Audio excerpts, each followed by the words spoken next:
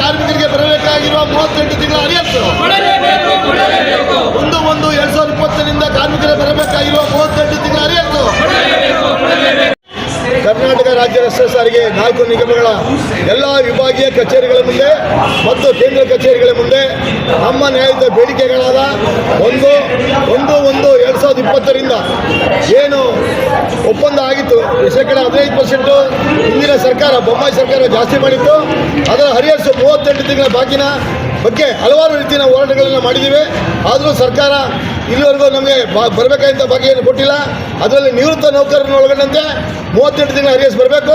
ಕೂಡಲೇ ಸರ್ಕಾರ ಮತ್ತು ಆಡಳಿತ ವರ್ಗ ನಮ್ಮ ಏನು ನಿವೃತ್ತ ನೌಕರಿಗೆ ಬರಬೇಕಾದ ಬಾಕಿಯನ್ನು ಕೊಡಬೇಕು. ಎರಡನೇದಾಗಿ ಏನು ಇವತ್ತು 1/1/2024 ಹೊಸ ವೇತನ ಪರಿಷ್ಕರಣೆ, ರಸ್ತೆ ಸಾರಿಗೆ ಸುಮಾರು 1,10,000 ಜನ ಕಾರ್ಮಿಕರಿಗೆ ಹೊಸ ಕೈಗಾರಿಕಾ ಒಪ್ಪಂದ ಆಗಬೇಕು. ಸರ್ಕಾರ ಅದರ ಬಗ್ಗೆ ನಾವು ಮನವಿ ಕೊಟ್ಟರು ಕೂಡ ಏನು ಜಂಟಿ ಕ್ರಿಯಾ ಸಮಿತಿ ರಾಜ್ಯ ಮಟ್ಟದಲ್ಲಿ ಮನವಿ ಕೊಟ್ಟಿದೆ, ಆ ಮನವಿಯನ್ನು ಮುಖಾಂತರ ಚರ್ಚಿಸಿ ಏನು ಜಂಟಿ ಸಮಿತಿ ರಾಜ್ಯ ಮಟ್ಟದ ನಾಯಕರನ್ನು ಕರೆದು ಚರ್ಚಿಸಬೇಕು. ಮತ್ತು ಹಲವಾರು ಸುಮಾರು 9 ಬೇಡಿಕೆಗಳನ್ನು ಜಂಟಿ ಸಮಿತಿ ಮೂಲಕ ಸರ್ಕಾರ ಮತ್ತು ಆಡಳಿತ ವರ್ಗಕ್ಕೆ ನೀಡಿದ್ದೇವೆ. ಅದನ್ನು ಕರೆದು ಮಾತಾಡಬೇಕು. ಹಲವಾರು ವೈದ್ಯಕೀಯ ಸವಲತ್ತು ಕೊಡ್ತಾ ಇಲ್ಲ ನಮ್ಮಲ್ಲಿ. ಉದಾಹರಣೆಗೆ ನಮ್ಮ ಸಾರಿಗೆ ನೌಕರರು, ಡ್ರೈವರ್ ಇರ್ಬೋದು, ಕಂಡಕ್ಟರ್ ಇರ್ಬೋದು, ಮೆಕ್ಯಾನಿಕ್ ಇರ್ಬೋದು, ಅಥವಾ ಬೇರೆ ಆಡಳಿತ ವರ್ಗ ಇರ್ಬೋದು, ಒಬ್ಬ ಎಂಪ್ಲಾಯ್ಗೆ ಅನಾರೋಗ್ಯದಿಂದ ಬೆಳೆದ್ರೆ ಅವನಿಗೆ ಸಂಪೂರ್ಣ EMS ಸಿಗ್ತಾ ಇಲ್ಲ. ಅದರ ಬದಲಾಗಿ ESI ಮಾದರಿಯಲ್ಲಿ ವೈದ್ಯಕೀಯ ಸವಲತ್ತನ್ನು ಪ್ರತಿಯೊಬ್ಬ ಕಾರ್ಮಿಕರಿಂದ -0.5 ಇದೆ.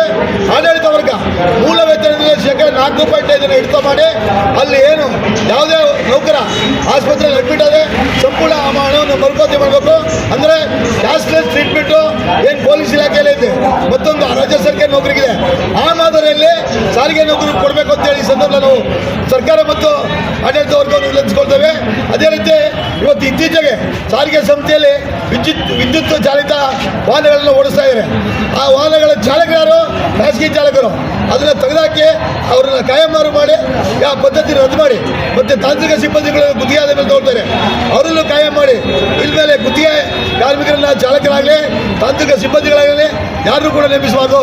ಹಾಗೆ ಹಲವಾರು ರೀತಿಗಳ ಸಮಸ್ಯೆಗಳಿದ್ದಾವೆ.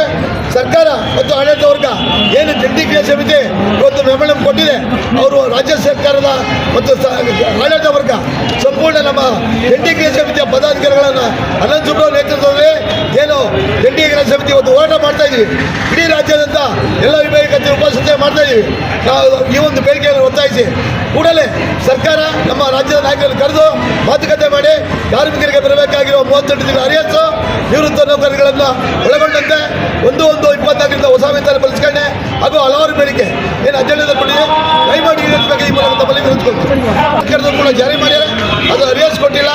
ಅದನ್ನು ಅರಿಯರ್ಸ್ ಒನ್ ಮ್ಯಾನ್ ಕಮಿಟಿ ಇಟ್ಟಿದ್ದಾರೆ. ನಾವು ಯಾವುದೇ ಕಾರಣಕ್ಕೂ 1/1/20 ಬರಬೇಕಾಗಿರುವ 38 ತಿಂಗಳ ಬಿಡೋದಿಲ್ಲ. ನಿರಂತರ ಹೋರಾಟ ಮಾಡೇ ಮಾಡ್ತೀವಿ. ಅದೇ ಒಂದು ವೇಳೆ ಈ ಒಂದು ಉಪಸತ್ಯಾಗ್ರಹ ಮತ್ತೊಂದು ಬೇಡಿಕೆ ಯಾವುದನ್ನು ಹೋರಾಟಕ್ಕೆ ಸರ್ಕಾರ ಮತ್ತು ಆಡಳಿತ ಸಂಸ್ಥೆ ಮುಂದಿನ ದಿನಗಳಲ್ಲಿ ನಾವು ಮುಷ್ಕರಕ್ಕೆ ಹೋಗಬೇಕಾಗುತ್ತೆ. ದಯಮಾಡಿ MRO ರಾಜ್ಯ ಫೆಡರೇಷನ್ ಉಪಾಧ್ಯಕ್ಷ ಮತ್ತು ಶಿವಮೊಗ್ಗ ವಿಭಾಗದ ಪ್ರಧಾನ ಕಾರ್ಯದರ್ಶಿ AITC